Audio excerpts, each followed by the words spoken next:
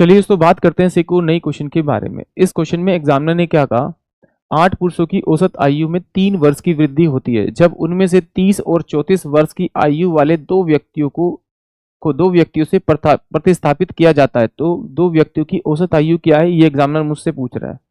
तो देखिए इस क्वेश्चन में एग्जामिनर ने कहा कि भाई 8 पर्सन थे एक ग्रुप के अंदर, उसमें से 2 चले गए, उनकी जगह 2 नए आ गए। जो 2 नए आए हैं उनकी वजह से क्या हुआ कि ग्रुप का ना औसत वजन 3 वर्ष बढ़ गया।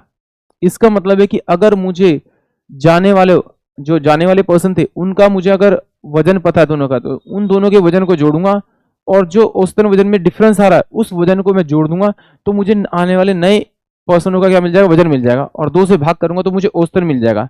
यानी कि अगर मैं इन दोनों को जोड़ूं तो 30 और 34 मेरे पास कितना होगा आपका 64, और 8 से 24 यानी 88, 88 डिवाइड बाय 2 करूंगा तो मेरे पास में कितना आएगा 44 ईयर। यानी कि जो पर्सन आए हैं जिनकी वजह से वजन बढ़ा है वो 44 साल के थे, यानी औसतन वजन में वो 44 ईयर के थे।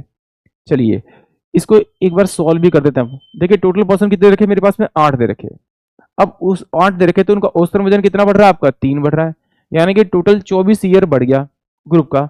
तो कह रहा है कि भाई जो पर्सन गए हैं वो 2 थे और जो आए हैं वो भी 2 हैं, यानी कि पर्सन यानी कि ग्रुप की क्वांटिटी पे कोई फर्क नहीं पड़ा, 8 पहले ही थी 8 अब थी।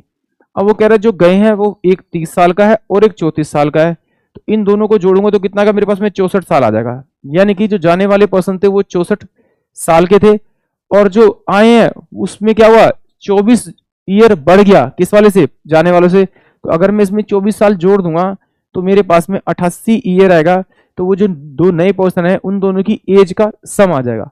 अब मेरे पास टोटल पर्सन पता है, टोटल एज का सम पता है, 2 से भाग करूंगा तो मेरे पास में आंसर जो है आपका सी यानी कि 44 ईयर, वही इस क्वेश्चन के लिए करेक्ट आएगा। आई होप आप सभी को क्वेश्चन समझ में आया होगा।